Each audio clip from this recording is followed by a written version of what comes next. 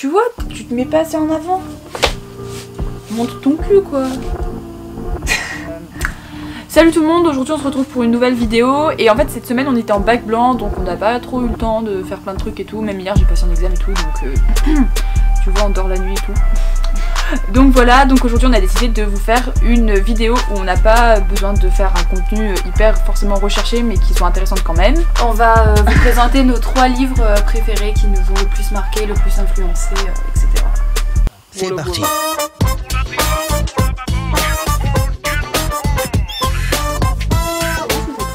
Bah c'est toi qui commence. Ah oui, ok. Bon super, bon, bah, je commence alors.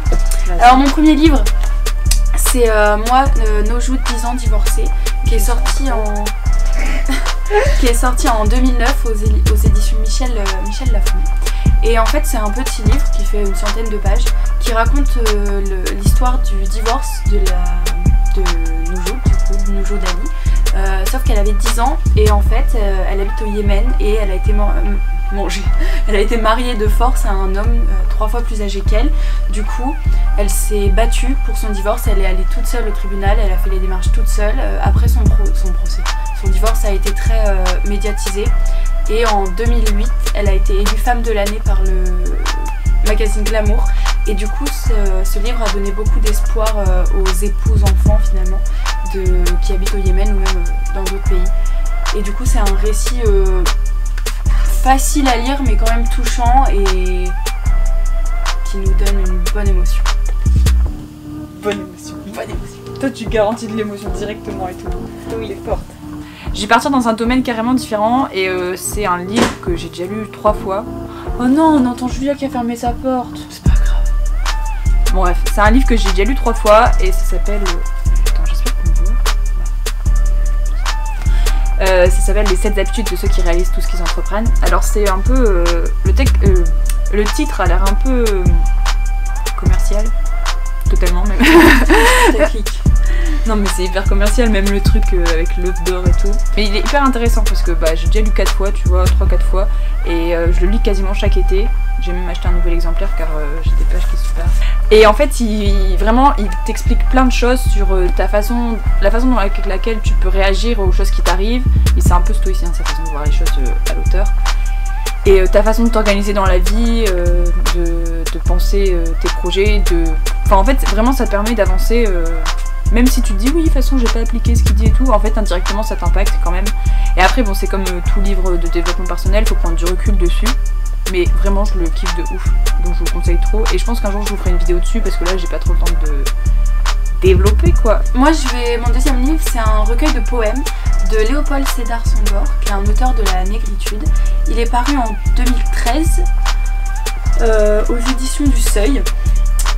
Et enfin il n'y a pas grand chose à dire dessus, hein. C'est juste un recueil de poèmes qui parle de la négritude. Donc c'est un mouvement littéraire qui met en avant la culture de l'Afrique noire.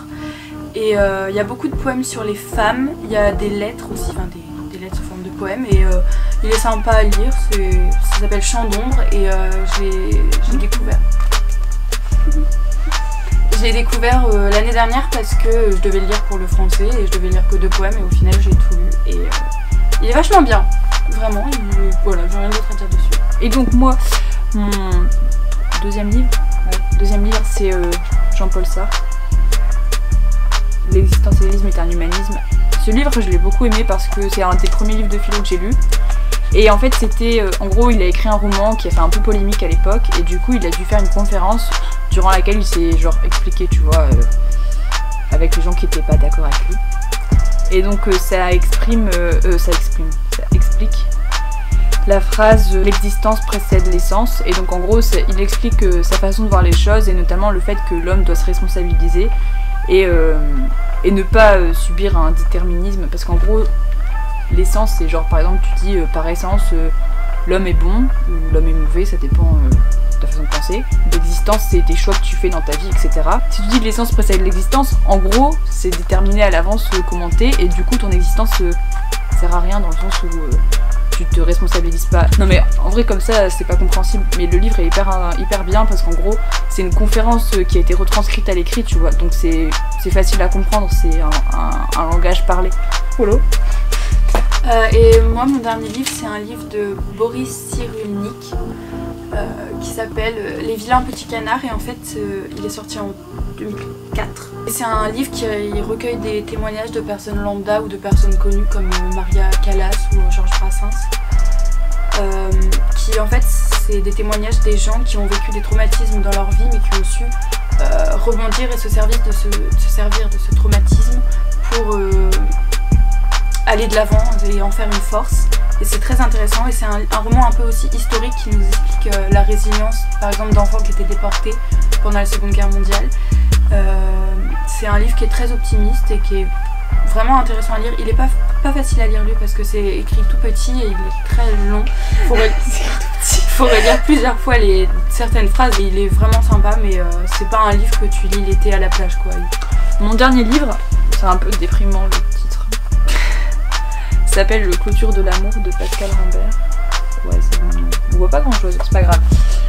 Donc c'est Clôture de l'amour de Pascal Rambert. C'est une pièce de théâtre qui est constituée en fait de 2 monologues. Clôture de l'amour, donc c'est une rupture amoureuse. Et j'ai découvert cette pièce de théâtre parce que tout simplement dans mon groupe de théâtre, il y avait des élèves qui jouaient en fait une partie du texte, et donc en fait quand je les ai vus jouer et tout, j'ai trop kiffé le texte et tout. Enfin vraiment je suis tombée trop amoureuse du texte.